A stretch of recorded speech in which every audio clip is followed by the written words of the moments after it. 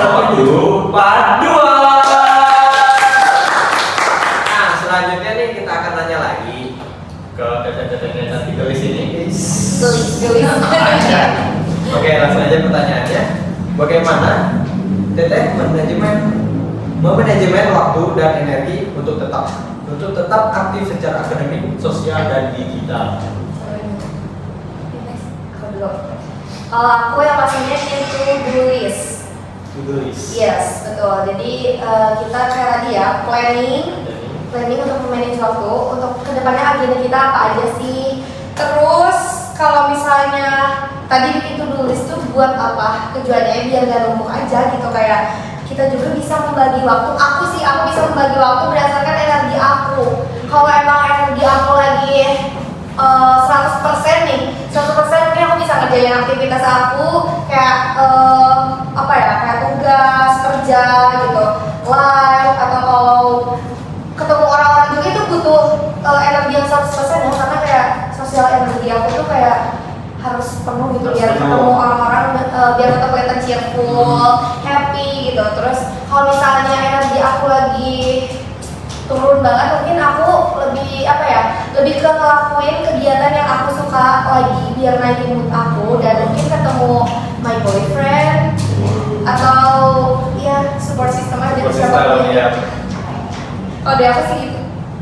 Kalau aku kayak tadi aku udah bilang ya, aku bikin time blocking gitu. Jadi aku udah tahu nih hari ini mau ngapain aja segala macam, karena apa yang tadi dia bilang kalau energi itu, kalau tadi energinya dulu gimana ya biar nanti ngejalaninnya mudah. Tapi kalau aku tuh aku harus ketemu orang-orang dulu biar ada energi. Kadang kalau misal ketemu orang-orang tuh itu tuh bikin aku ada energi, karena aku tuh emang anaknya sebenarnya kalau untuk orang-orang yang dekat ya, saya sering main sama aku tuh emang anaknya agak extrovert, agak kecicilan gitu. Jadi ketika aku ketemu mereka yang tadinya gak ada energi itu malah menambah energi aku. Jadi aku sebenarnya aku suka sibuk, aku suka jadwalnya padat. Tapi ya gitu, kalau misalnya ada yang ketinggalan ke apa, solusinya nangis dulu. Iya kan, nangis dulu baru nemu oke, harus begini gitu. Tapi nangis juga sambil ngapain ya biar harus kerja gitu, karena emang dari kecil sih aku sibuk, aku suka dari kecil aku masuk segala kegiatan di sekolah ataupun di luar sekolah gitu. Jadi udah terbiasa nggak yang banyak diem di rumah. Kadang kalau banyak diem di rumah tuh stres ya. Jujur aku kalau di rumah stres banget. Kayak nggak ketemu orang, nggak ngobrol tuh kayak kalau nggak ketemu orang nggak ngobrol lebih stres. Terus kalau misalnya nggak ngelakuin kegiatan, misalnya kegiatan kayak kerja, kampus, ketemu orang, sakit badan gitu rasanya. Kalau di rumah tuh malah sakit badan gitu. Iya, jadi aku bukan kita tuh pengen main terus ya, tapi emang dunia kita bertemu teman-teman. Mungkin kita terlalu ekstrovert ya. Oke. Wow, berarti ini sangat kebalikan sama aku sih. Sama kita berdua. Iya, kita berdua. Iya, Udah.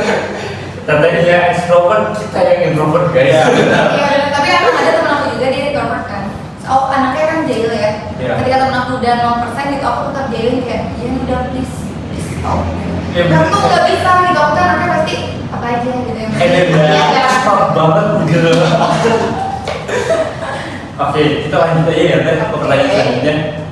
Nah, tips apa yang bisa dipakai buat atur hidup biar terarah dan nggak terarah burnout kayak gitu? Kalau misalnya aku ini lebih terarah gitu. Iya. Lebih Ya, terarah. lebih terarahin ya. Ya, yang pastinya kita tahu apa yang harus kita lakuin, dan menurut aku kita juga harus menanamkan ke diri kita gitu. Jangan kita tuh pengen kelihatan sempurna terus. Itu kayak ya udah let it flow aja gitu. Kayak hidup mah seperti air katanya ya, seperti air gitu.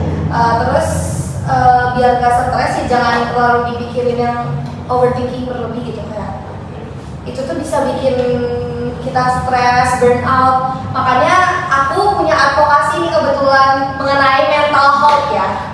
Jadi menurut aku tipsnya jalanin aja yang kita suka nih, dan jangan terlalu dipikirin terlalu berlebihan, jangan overthinking, apalagi overthinking mengenai percintaan gitu. Jadi chill aja gitu, hidup kita chill aja. Karena kalau misalnya kita dipikirin yang terlalu berlebihan ya over gitu, itu tuh bisa bikin stres gitu, kayak harus gimana. Udah gitu, chill aja, jalanin aja. Mau gimana pun hasilnya, apapun itu hasilnya, ya udah gitu, terima aja. Kuncinya ya satu tadi, ikhlas. Kelas. Kuncinya adalah ibadah. Jawabannya guys. Iya, ikhlas. Next grupnya.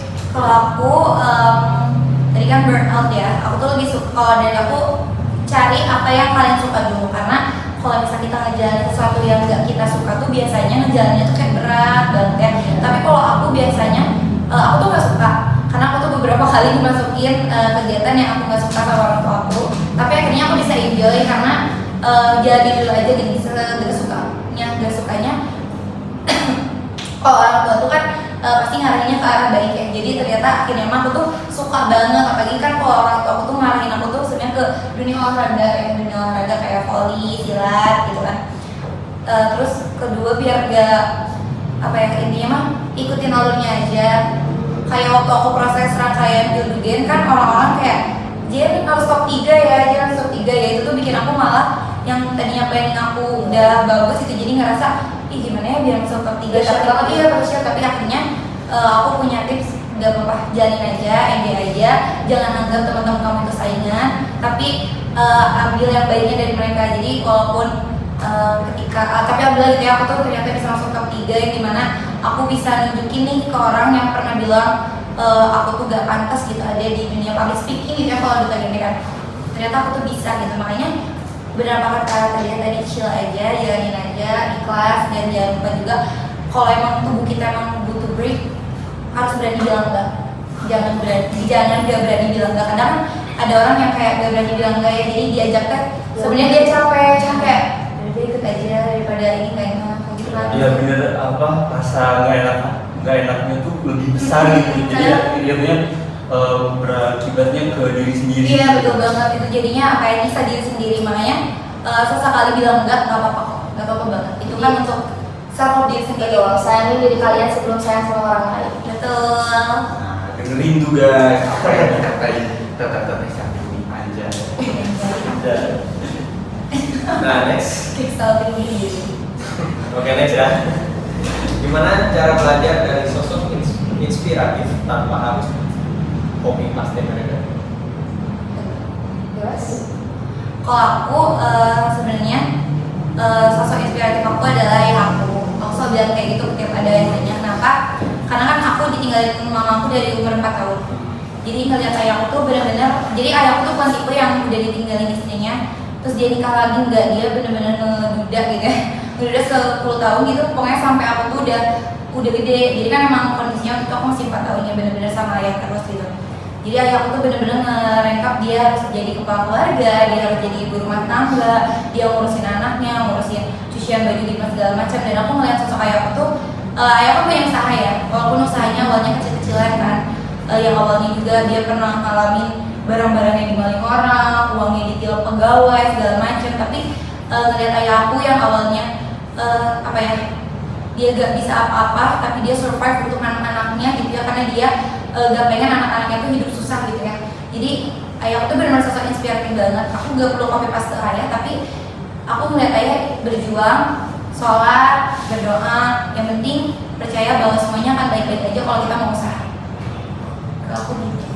Kalau dari aku sih sama ya, kalau sosok inspiratif aku sendiri itu my parents, terutama my mom gitu, kayak apa ya, aduh susah dijelaskan dengan kata-kata juga ya. Kalau misalnya inspiratif, aku nggak perlu niru orang tua aku, terutama mama aku nih. Kayak kalau misalnya nggak bisa dideskripsiin ya, kalau itu jadi kayak sedih ya kalau hanya sekarang. Soalnya kayak mereka tuh menginspirasi aku banget ya, dari mulai kerja kerasnya, cari uangnya, bersosialisasi dengan orang, bahkan omongan dari keluarga. Bahkan ada keluarga itu terkadang ada cacian-cacian juga ya, ada omongan-omongan gak enak, dan aku tuh bisa nggak meniru sih, kan tadi yang nggak ditiru ya. Jadi kayak aku bisa menilai, melihat mama aku, orang tua aku gitu, cara menghadapi itu semua gitu, dan kayak cara mereka berjuang untuk memuliakan aku sampai setinggi ini gitu, sampai aku sekarang bisa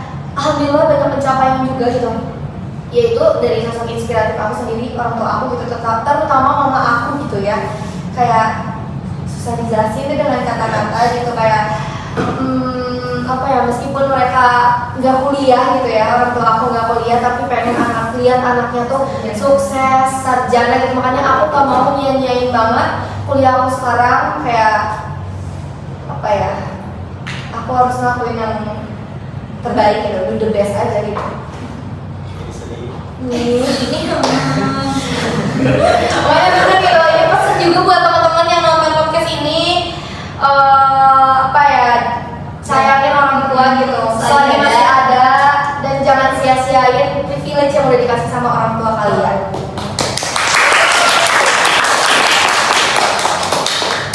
Sumpah deep banget ya, sampai rasa sih kayak jadi kepikiran orang tua nih sekarang. Ya udah, kayaknya harus cepet balik dari abis ini. Langsung kayak minta sumpah maaf kalau itu. Oke, lanjut aja ya Teh. Untuk pertanyaan selanjutnya, apa aja distraksi paling umum yang sering ganggu produktivitas dan gimana cara ngatasinya nih Teh? Kalau dari aku ya, yang bikin aku gampang terdistract gitu, sejujurnya omongan orang-orang sih, jujur. Kayak terkadang aku emang orangnya mungkin terlihat kayak cuek gitu ya, gak dengerin gak apa kata orang. Tapi kalau misalnya aku lagi sendiri, yang bikin aku terdistract tuh itu gitu, kayak omongan orang gitu. Kayak aku waktu awal ikut duta, aku juga apa ya, yang supportnya cuma orang tua aku gitu. Karena kayak omongan orang-orang, aku inget banget gitu, kayak aku nggak cocok lah katanya ikut ini, ikut itu, ikut ini, ikut itu. Bahkan kayak aku passion aku kan di seni gitu ya, di nyanyi gitu. Iya. Aku sering dengar gitu dari partner aku sendiri yang satu di internalnya gitu. Iya. Kalau suara aku tuh kadang katanya nggak enak lah, jelek lah ya. Itu yang bikin aku stres gitu, kayak duh ke-distract banget nih, besok mau tampil gimana nih kayak gitu kan. Tapi cara aku ngadepinnya ya udah gitu, kayak kita kasih tunjuk aja gitu yang terbaik dari diri kita gitu. Mau gimana pun hasilnya ya udah gitu, karena ya yang penting aku full of support dari my parents, udah gitu aja. Kayak mama papa aku full support, full of love ya. Jadi my heart is so full gitu kalau dapat dukungan dari mereka. Jadi aku sekarang mulai mengurangi apa ya, dengar omongan dari orang-orang yang cuek aja gitu. Kalau yang bikin aku ke distract itu sih omongan orang sama iya, sama kan sekarang tuh di sosial media tuh jahat banget ya komenan orang-orang. Nah, salah satu yang bikin aku terdistract juga itu sih dari komenan dia, dari hate comment lah, bahkan ada akun fake yang sampai ya kayak buzzer gitu kan, kayak itu jujur ya bikin aku terdistract banget. Apalagi waktu aku setelah duta nih, wah itu banyak banget omongan orang-orang yang kayak nggak enak banget lah ke aku gitu. Dari komenan, hate comment, bahkan ada request DM yang kayak aduh gitu. Iya, kayak nggak enak banget gitu. Itu jujur bikin aku ke distract, yang sempat aku kayak apa ya, terpuruk lah intinya, kayak aku gimana ya, jadi down gitu, ngedown. Tapi aku kayak ya udahlah, kalau aku dengerin terus omongan mereka, kapan aku bisa berkembangnya gitu. Kalau aku stuck di situ terus, kayak ya kapan aku mau berkembang, kapan aku mau apa ya, menunjukin skill terkece-kece dari aku gitu, biar kayak udah nih gue bungkam semua omongan lu gitu. Makanya ya udah gitu. Sekarang mah dari aku nggak usah dengerin omongan orang, cuman emang kadang bikin terdistract sih. Nggak apa-apa lah. Oke, kalau untuk jadi sama distract omongan orang. Karena aku sebenarnya pengen ikut duta genre itu dari sekolah. Jadi di sekolah aku tuh ada ininya, ada lingkupnya. Cuman kalau dulu tuh dilihat dari cantik, ganteng gitu. Kualifikasi mungkin wajah aku tuh bukan wajah cantik gitu kan. Berarti dilihatnya dari fisiknya. Iya, makanya dulu aku waktu SMA tuh pengen ikut ke dunia kayak gini tuh kayaknya nggak bisa deh, karena udah ada omongan yang dari apa ya, itu tuh kayak dia tuh yang ngurusnya lah gitu ya, yang ngurusnya. Makanya dia udah ngomong aku gak cantik, aku gak pantas kalau speaking aku jalan segala macam.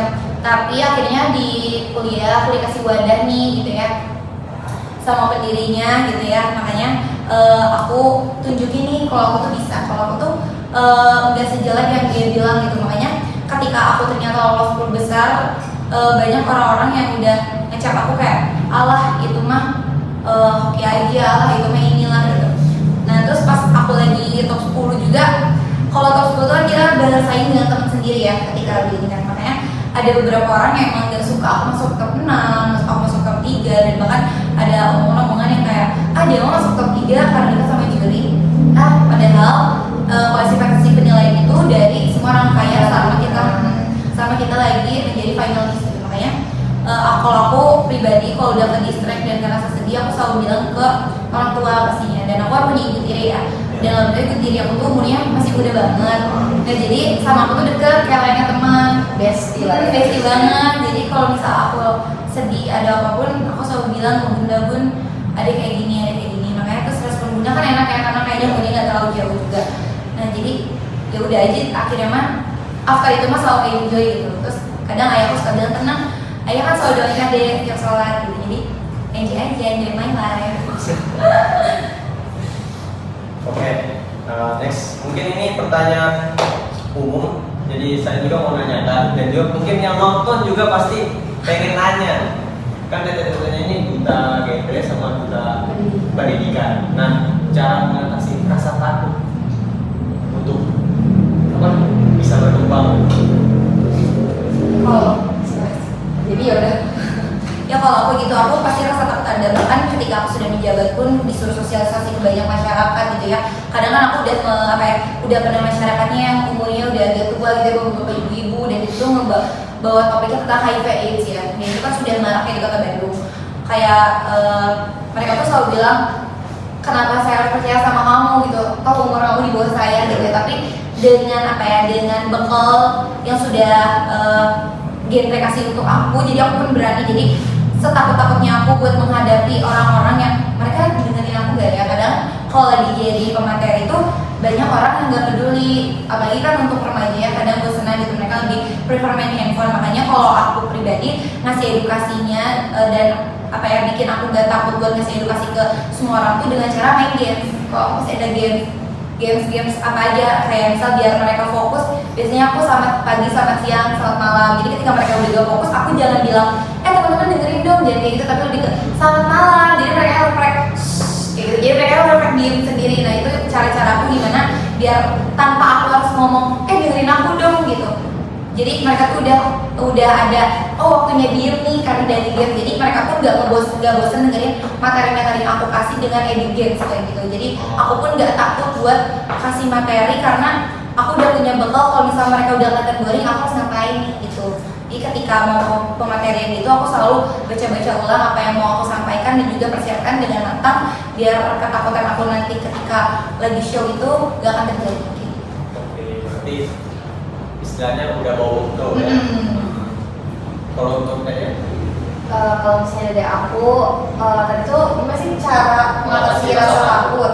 Kalau untuk dari aku, kalau dari aku sendiri gitu, kalau aku kan dari kecil emang udah ini ya, suka banget di dunia kayak gini, kayak di dunia kayak tadi suara, modeling, terus bawel, cerewet depan orang tuh aku suka banget dari kecil. Jadi kayak untuk rasa takut sendiri sebenarnya ada, cuman karena dari kecil aku udah dibiasain untuk bicara depan orang banyak, tampil depan orang banyak. Jadi aku rasa takut aku tuh kayak minim gitu ya, hasilnya minim gitu. Ditambah kalau misalnya setiap aku takut ya, kayak kemarin waktu grand final duta gitu, aku tuh subuh tuh langsung kayak video call sama papa aku kayak doain aku ya, karena di namanya Cici kan, mau apa doain Cici ya biar kayak lancar gitu. Papa aku kayak iya gitu, pasti didoain gitu kan. Terus kayak nggak perlu juara kok, yang penting kamu udah nampilin di depan aja itu kayak udah keren banget gitu. Makanya kayak aku tuh jujur jarang takut untuk tampil di depan umum karena ya karena PDW gitu, kayak PDW gitu. Aku nunjukin apa yang terbaik dari diri aku, terus doa dari orang tua aku juga full banget gitu ya, selalu doain kayak siapa apa. Kuncinya tuh satu sih, ngatasin rasa takut, langsung aja mah doain aku mau ini. Bener, itu bener banget. Aku setiap mau kegiatan aktivitas apapun itu ya, bahkan nyanyi di panggung kecil gitu, aku kayak langsung, mah aku mau tampil nih bentar lagi, doain aku ya semoga aja bla UTS UAS segala macam. Terus aku sedikit cerita ya, aku waktu September kemarin aku ikut Indonesian Idol yang di kampus. Iya. Nah, aku kan kalau yang dari Widya Tama itu diawali kan barisnya gitu. Nah, di situ aku nggak lolos tuh. Aku sendiri bilang, mah aku udah mau mulai nih, doain ya, iya gitu, mau doain. Nah, nggak lolos tuh, aku dapet kartu merah. Aku kayak, aduh mau nyanyi ini kesempatan kapan lagi ya? Aku ikutan lagi, ngantri lagi dari jam 4 sore sampai jam 9 malam. Aku baru di tes paling terakhir. Terus aku bener-bener kayak, aku udah keringat dingin segala macam, aku udah pusing, asam aku naik, antri panjang banget. Aku bilang, mah ini kesempatan terakhir aku buat ikut, doain semoga aku bisa gitu, dapat masuk ruangan. Udah kayak, wah dingin banget, dingin banget. Nyanyi tuh di tes 5 lagu, orang lain cuma 1-2 lagu doang. Aku di tesnya 5 lagu sama jurinya. Dan di situ aku langsung dapat kartu hijau, aku lolos Idol yang kemarin. Keren banget. Ini sih kayak lawan aja, kalau takut lawan aja rasa takutnya, dan jangan lupa minta doa sama orang tua. Berarti harus pede. Betul, PD itu emang bener-bener harus banget gitu. Kunci utama. Iya, harus dibiasain juga nih gitu, kayak yang rasanya introvert biasa mulai biasain depan orang-orang gitu ya. Itu bakal ngebangun percaya diri kita gitu. Ini harus belajar. Confidence, yes. Saya harus belajar lagi banyak. Biar habis ini Langsung Belajar. Langsung les. Langsung banyak job ya, langsung banyak job. Wah. Amin. Amin. Oke, kita langsung lanjut ke pertanyaan selanjutnya aja ya. Kenapa penting buat perempuan mulai mikirin visi hidup sejak muda atau mungkin dari sejak dulu? Kalau aku sebagai perempuan di umur apa yang sekarang pasti kita udah kepikiran lah untuk nikah gitu ya. Nah, planning dari aku atau visi dari aku sebagai perempuan kan lagi maraknya kalau bahwa perempuan tuh udah nikah mah udah gak boleh kerja sama suaminya gitu ya. Kehidupan dia yang awalnya bisa nongkrong sama teman-teman, nongkrong cantik pun hilang, kehidupannya hanya mengurus anak gitu ya. Pokoknya dia tuh udah gak punya waktu me time, karena banyak juga perempuan yang ya kita juga tahu ya, saya dia saat awal pasti semua cowok juga kelihatan baik ya, kayak gak kelihatan fisiknya seperti apa gitu ya. Tapi kan setelah menikah beda ya. Banyak juga cewek-cewek yang dibucinin banget nih, pacaran 10 tahun bucin banget, ternyata after menikah dia dapat KDRT lah dari suaminya segala macam. Makanya kalau planning aku dari aku sebagai perempuan, kalau aku pribadi ketika misalnya nanti aku menikah, aku pengen dapet suami yang mengizinkan aku bekerja. Kenapa? Kita nggak tahu hal buruk terjadi dalam hidup kita tuh kapan. Setidaknya ketika aku ditinggal nanti, aku tuh masih punya sesuatu yang bisa tetap aku kerjakan dan aku nggak kehilangan nol banget. Karena yang paling rugi itu sebenarnya perempuan ya. Dari banyak hal tuh sebenarnya perempuan. Dan laki-laki itu terlalu merendahin, ya udah. Kadang ada bahasa kan kayak, ngapain sih sekolah tinggi-tinggi lagi perempuan balik ke dapur. Kita lihat dulu dapur kalian di mana gitu. Dapur aku mewah gitu, karena aku pengen tetap bekerja. Jadi kalau misi aku tetap jalin apa yang aku suka gitu ya, cari suami yang support setiap kegiatan aku. Karena kan lagi banyak juga ya di hubungan pacaran aja gitu ya, toxic relationship nih. Banyak banget yang dia tuh udah punya visi bagus nih, pengen ikut A, B, C, D, tapi si cowoknya tuh khawatir, bukan khawatir ceweknya sibuk kegiatan, tapi khawatir ceweknya tuh dekat sama cowok lain. Kayaknya kisah aku ya kalau itu Iya, makanya kayak ketika kalian udah punya visi, jalin aja, jangan jadi visi kalian itu gagal karena satu cowok yang gak bisa kasih apa-apa buat kalian. Kalau gitu. Kalau misalnya dari aku sendiri, kenapa penting kita sebagai perempuan punya visi sejak usia dini gitu, sejak dari usia segini. Usia aku juga sekarang udah 20 tahun ya, itu kayak dimana benar kita udah mikirin untuk masa depan ya. Kan tadi di awal di-mention tuh, visioner gitu. Apa sih visioner yang ada di kepala kalian gitu ya waktu dengar awal? Itu kan kita punya misi dan tujuan hidup untuk kedepannya gitu. Kita udah tahu jalan yang kita susuni deh sekarang untuk kedepannya gitu.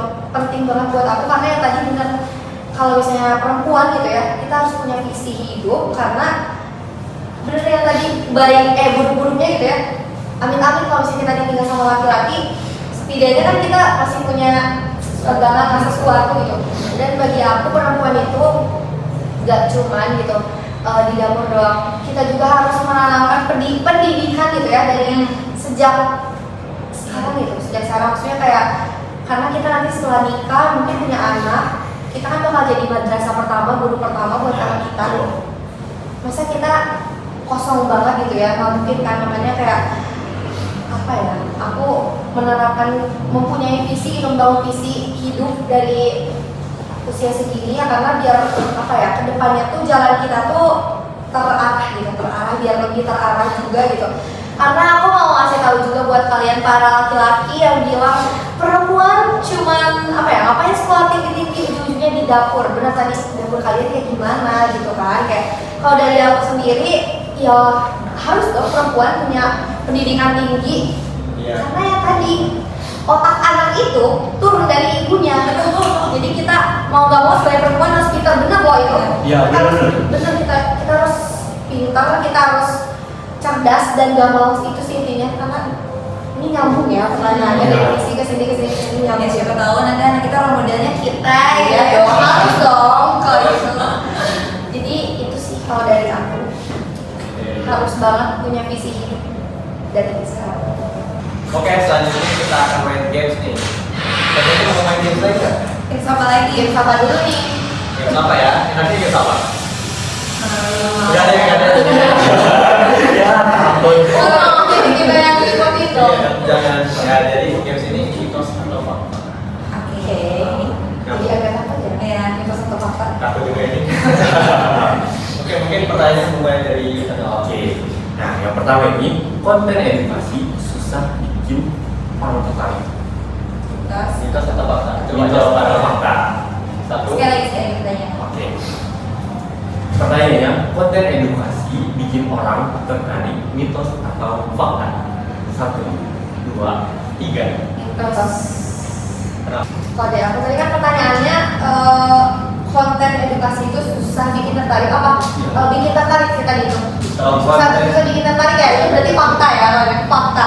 Susah bikin tertarik itu fakta, ya fakta. Karena zaman sekarang tuh ya, anak-anak Gen Z dan Gen Alpha lebih suka tuh konten-konten kayak Mali.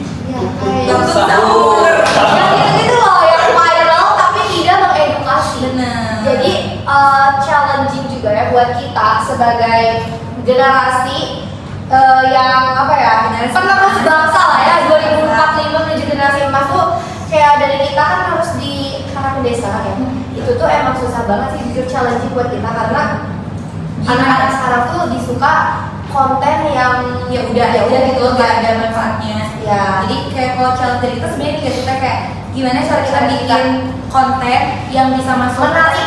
ke semua orang, menarik dan bisa diterima gitu loh. Gitu. Kayak Jadi harus pinter-pinternya aja dan kita bisa nih. Si pertanyaan konten edukasi sulit membuat apa ketertarikan dari orang gitu. Bisa diubah jadi konten edukasi membuat orang menjadi semakin tertarik gitu melihatnya. Dari pintar-pintar cara kita untuk membuat konten tersebut menjadi menarik buat orang-orang itu. Jadi ada awareness-nya gitu. Jadi orang-orang tuh kayak oh iya nih gitu. Cara penyampaiannya mungkin ya yang bisa membuat orang menjadi tertarik gitu. karena kan kalau di media sosial pastinya kita ada edit-edit tuh, ada kata-kata. Kalau misalnya kata-kata kita ada yang salah aja kan netizen suka hujatnya ada. Kamu mungkin Iya. kemana-mana. Iya benar, karena edukasi tentang baju terbuka aja cowok-cowok tuh banyak yang kayak komen-komennya nggak enak ke perempuan, bahwasanya kayak ya kalian pakai baju kurang bahan. Iya sih emang kalau misalnya bawa agama ya dalam Islam itu kan emang kita harus menggunakan pakaian tertutup gitu kan ya. Tapi kan maksudnya di era sekarang gitu kita juga nggak bisa tutup mata bahwasanya yang penting kita nyaman, yang penting kita pede dan emang kita sebagai perempuan apa yang kecantikan aja bukan mau menggoda. Itu sebenarnya kebanyakan otak laki-lakinya yang perlu diubah. Untuk gamesnya, next pertanyaannya yaitu punya banyak followers berarti konten kita itu sukses. Mitos apa fakta? 1, 2, 3. Mitos. Wah, asumsi sangat masing-masing. berbeda ya. Coba yang mitos dulu. Yang mitos aku dong. Ya. Kalau misalnya dari aku sendiri, jujur mitos ya menurut aku karena zaman sekarang tuh ada yang namanya FYP ya.